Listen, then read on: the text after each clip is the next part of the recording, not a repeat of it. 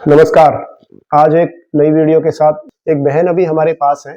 तो इनका केस क्या था, ये आई हैं भिवाड़ी राजस्थान से और ये मेरे पास लास्ट ईयर यानी कि नहीं इसी ईयर में 2024 में फरवरी में, वो शायद फर्स्ट वीक फरवरी था जब आए थे। क्या था कि राइट फ्रंटल लोब में इनको एक ट्यूमर हो गया था और वो 4th स्टेज का था, कैंसरस था, यानी कि ब्रेन के अंदर एक ट्यूमर हो गया था जो कैंसरस था और उसका इलाज इनका कई हॉस्पिटलों में चल रहा था। जब बहन का हम पूछेंगे तब वो बताएंगी।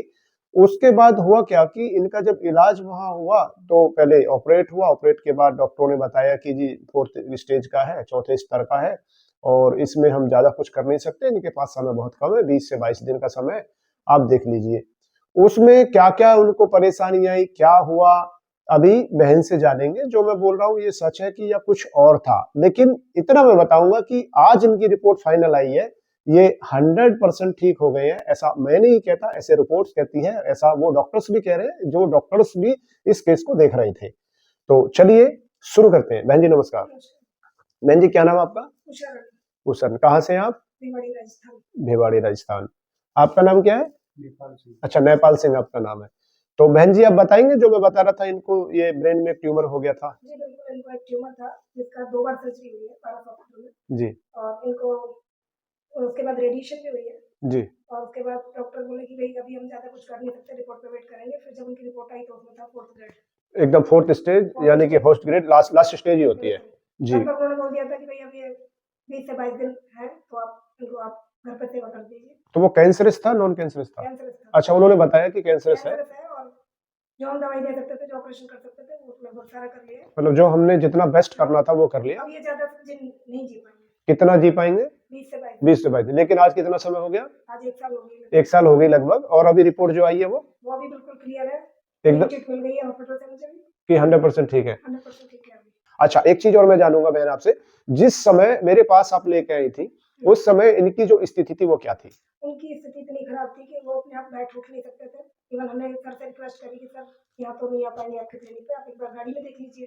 जी। और ना बैठ सकते थे, ना उठ सकते थे, ना कोई पहचान थी, ना खाने का पता था, ना पीने का। तो इनको जो यूरिन का भी नहीं पता था? यूरिन का भी नहीं पता था, डायपर पे थे बिल्कुल। डायपर पे थे।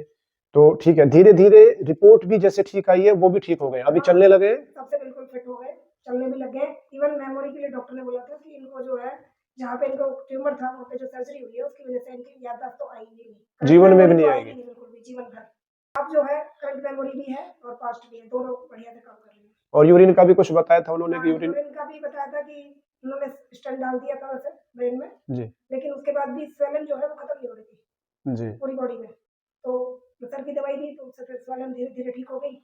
और जो मेमोरी की दवाई दी उससे मेमोरी आ गई तो उन्हें पता लगने लग गया, सेंस हो गई, तो टॉयलेट भी जाने लगे, फिर सबको धीरे धीरे अपने आप करने लगे। अभी अपने आप खाते हैं, अपने आप जो है पीते हैं, अपने आप जो एक नॉर्मल बंदा, एक नॉर्मल जैसे मैं अपने सारे काम करती हूँ ऐसे करते हैं। अभी वैसे भी कोई दिक्कत नहीं है, रिपोर्ट तो सब ठीक है। कुछ जो बिल्कुल समझ तो थी नहीं, इवन मुझे भी भूल चुके थे कि मैं वाइफ हूँ। मेरे से ही पूछते थे कि कौन है तू, काम वाली है। बच्चों से बोलते थे तेरा तेरा बाप कहाँ गया, तेरे पापा कहाँ गए, तो किसका बेटा है, सगा बेटा होता है। एक दिन बच्चा रोने लगा मेरा कि पापा कैसी बातें कर रहे हैं, मुझे ही भूल गए। लेकिन सर ने जो मेमोरी की दवाई दी थी उनसे उनकी मेमोरी धीरे धीरे धीरे 100% आ चुकी है। अब आप ठीक है एकदम? अब आपको सब याद है? अब तो नहीं बोलते बहन जी से काम वाली तो नहीं हो? है बच्चों से तो नहीं बोलते अभी कि कौन हो आप? है नहीं? अच्छा, अच्छा शैलेश रोसा, ठीक है, इसका मतलब आपको तो ध्यान है। अच्छा, उस समय तो ध्यान नहीं था आपको, जब मैंने आपको देखा था आपको पता ही नहीं था कहाँ इलाज चल रहा है।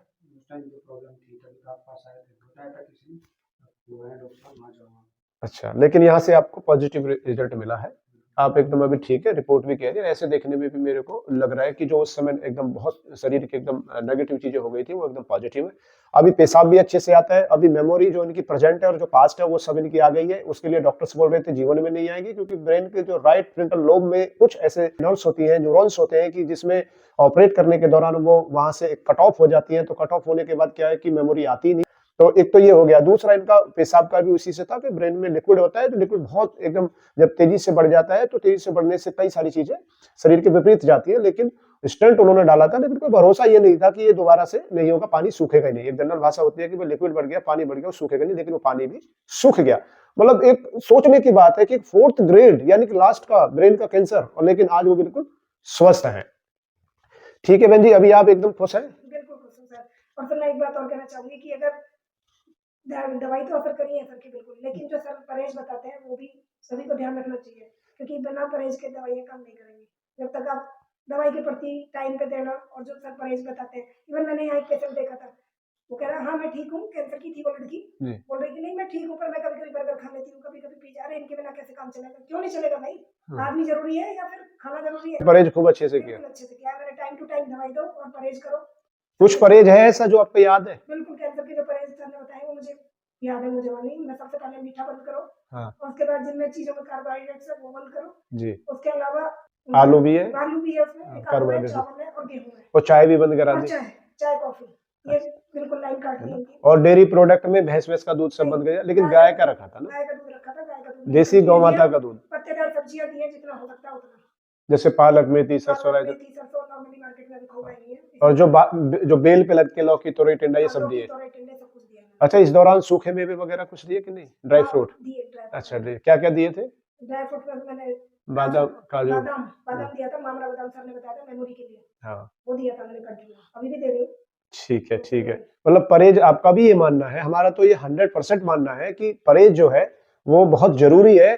जैसे कहते हैं ना बुजुर्ग लोग कि 100 दवा और एक परहेज। हाँ, 100 दवा और एक परहेज, बिल्कुल सच्चाई है, एकदम सच्चाई है। बिल्कुल सच्चाई चलिए है, ठीक है, 100%। तो आपका बहुत बहुत धन्यवाद। और तो सर मुझे कहना चाहिए आपका कि आपने मेरे इस बंदे को जो बिल्कुल एक डेड बॉडी की तरह था, बिल्कुल मैं जब लेके आई थी इसे, बस सांसें चल रही थी और कुछ नहीं था, हम 4 आदमी तो पकड़ के गाड़ी से उतारे थे, लेकिन अब तो खुद आ रहे हैं अपने आप। आप खुद आ रहे हैं, खुद चल रहे हैं, आपके क्लिनिक में वॉक कराए। हाँ, अभी तो मैं तो एकदम देख के हैरान रह गया, क्योंकि 2 बार से ही मेरे को पहचान रहे हैं। अभी पहचाना, लास्ट टाइम भी जब गौशाला में आए थे तभी भी इन्होंने मेरे को पहचाना। चलिए ठीक है बहन जी, आपका बहुत बहुत धन्यवाद।